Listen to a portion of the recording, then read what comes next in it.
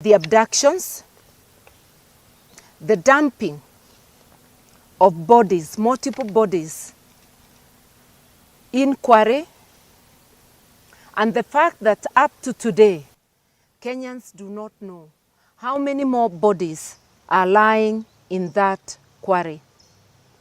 Because this Ruto regime violently removed volunteers who were seeking to fish for more bodies at that quarry. But so many things are happening that we actually no longer appear to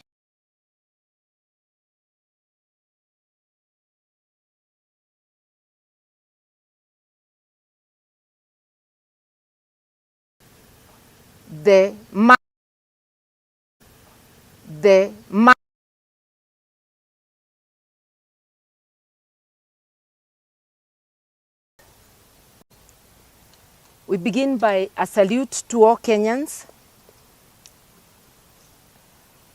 who turned out to assert their sovereign will at the constituency level on Friday last week on the forums arranged for public participation on the impending impeachment of one Gachagua'S, the Deputy President. Kenyans were with great clarity and unity, united in their voice, telling both Ruto and Gachagua'S that they stand impeached. They came in as a pair and they'll go home as a pair. That was the message of Kenyans. Indeed, it was very impressive that Kenyans were not diverted from the pressing national issues to power games. And they were able to put out their pressing needs, which should be looked after rather than the power games of impeachment. Our Constitution is the supreme embodiment of our collective will as a nation. It's a covenant entrusted with the protection of our sovereignty, democracy, and social justice. It is the solemn duty of the President as the nation's highest custodian of this sacred document, assisted by his deputy, to safeguard its principles with unwavering fidelity. Today, as we stand at this historic juncture where the actions of President William Ruto and his deputy Gachagua'S constitute not only a gross dereliction of duty by the presidency, but a calculated assault on the foundational pillars of our republic. The presidency and entire government were impeached by Kenyans, as far as we are concerned, on the 25th of June this year, during the Gen Z protests. The exercise therefore arranged for the impeachment of the Deputy President ironically turned into a reminder of the entire presidency and government that they stand impeached by Kenyans.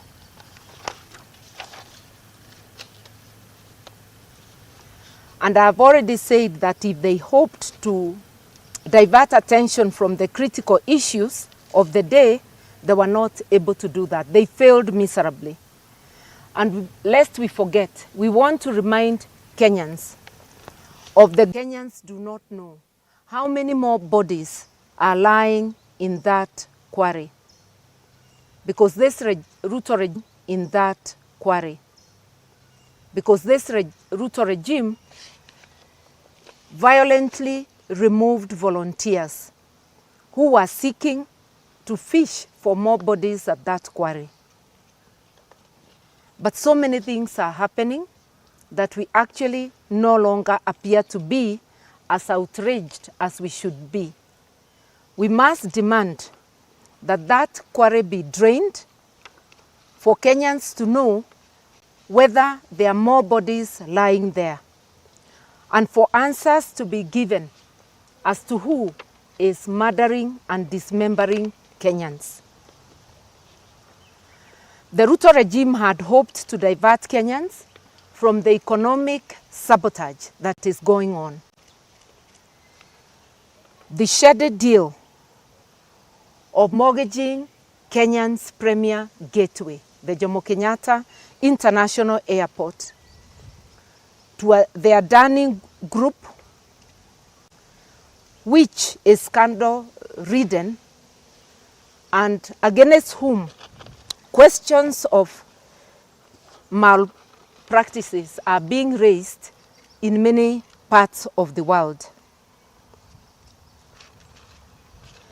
This amounts, the giving of this Adani Group, our premier gateway, without competitive bidding and without public participation or the approval of Parliament, is actually economic sabotage.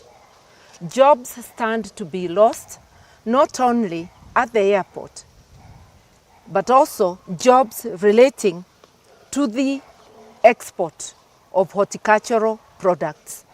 Under this Adani deal, it is the Adani Group who will determine what happens at the airport.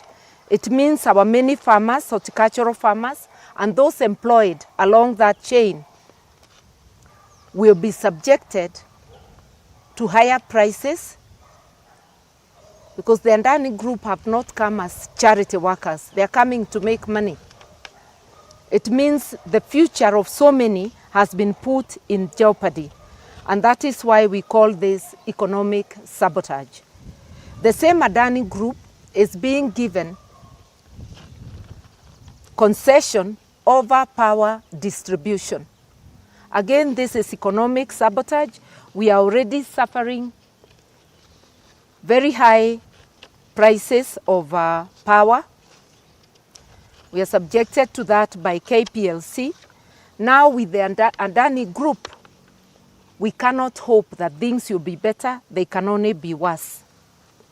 You wonder why a regime would sabotage its own economy. And the only conclusion we can come to is that Adani is a front for cartels, high-placed cartels within the Ruto regime.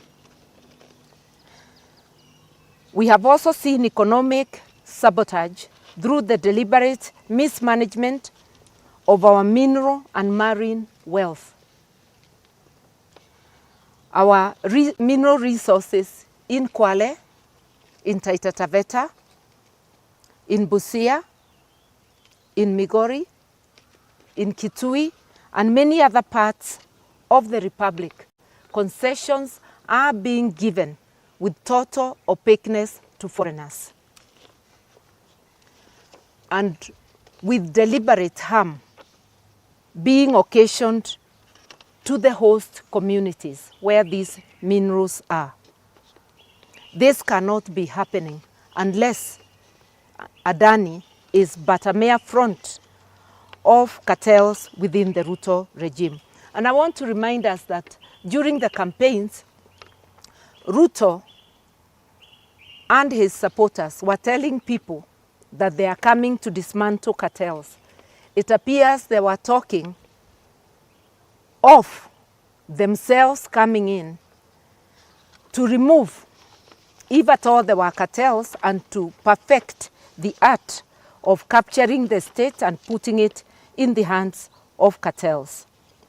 We've also seen the dismantling of a working health system. You will remember that when the Ruto regime came in, NHIF was a going concern and was working for many Kenyans. I can testify that I know of many poor people who were not only assisted to get quality health services by NHIF, but some were assisted to travel to India for treatment. In the 2 years of the existence of the Ruto regime, NHIF had been run to the ground. Hospitals were no longer accepting NHIF cards, and now since Tuesday come in SHIF. We have not forgotten seeing the tears of an old man who had been denied dialysis. But this is just one person. How many others were crying out there, not under the glare of the media, without us knowing? We all know that those who require dialysis, if they don't get it on time, it can lead to untimely death. We do not know how many people and in what manner they have been affected by this clumsy transition from NHIF to SHIF. We also were told that SHIF was coming to expand the health services. We know that is a lie. We have seen indication that SHIF will actually restrict access to health for many. It is raiding the pockets of Kenyans, whereas under NHIF, every Kenyan was required to pay 500 shillings a month. SHIF is requiring employed Kenyans to forego 2.75, literally 3% of their salaries. These are already overtaxed Kenyans, and while their pockets are being raided, the services given by SHIF are wanting.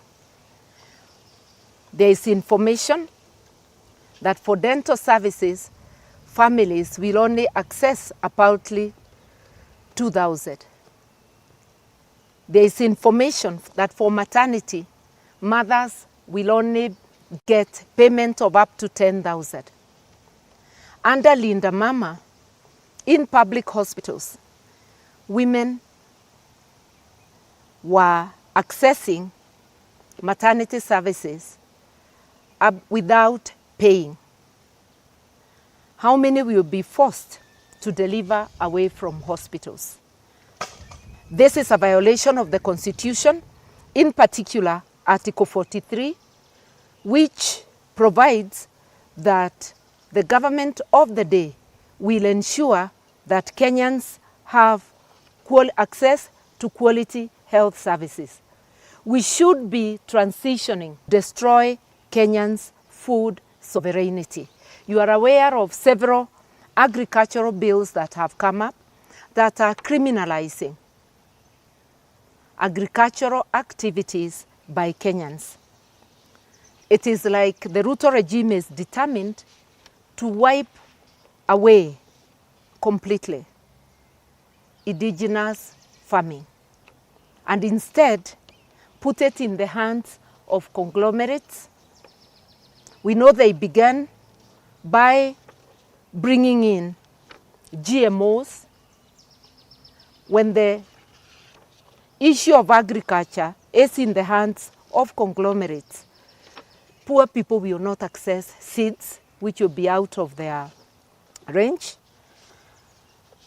And if agricultural activities are criminalized, it means we all have to depend on buying food from the shops. How many can afford? Instead of helping Kenya to be food secure, we are destroying any chance of Kenyans ever being the masters of their own destiny when it comes to food security. Amidst all these chaos and the chaotic rollout of SHIF, we have not had the elected leaders from the presidency to parliamentarians highlighting the suffering of Kenyans. Instead, they are all glued to the power games of impeachment.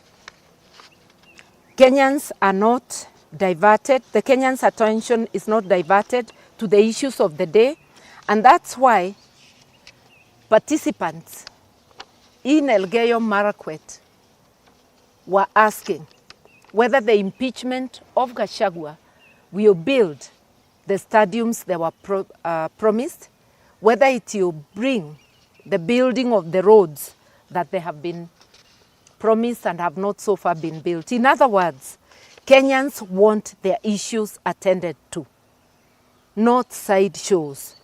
And the message to the Ruto regime is clear: shape up or shape out. Governments are elected and leaders are elected to prioritize the needs of the people. But it appears that Ruto and his regime and the entire parliament are oblivious of the needs of the people. Only very few of the parliamentarians are focused on the issues of the people. We are calling upon Kenyans to continue raising their voices. This regime needs not only to be reminded of its duty, but it needs to be forced out if it cannot attend to the people's needs. We are calling on Ruto and his cronies to heed the call for justice that take us throughout the valleys and hills of Kenya,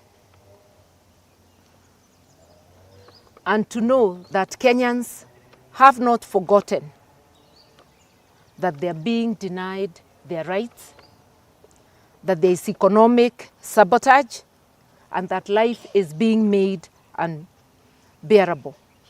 And that is why in one voice Kenyans have said, in order to preserve the very soul of our nation, both Ruto and his deputy Gachagua and the entire government ought to do the honorable thing, exit the stage and pave way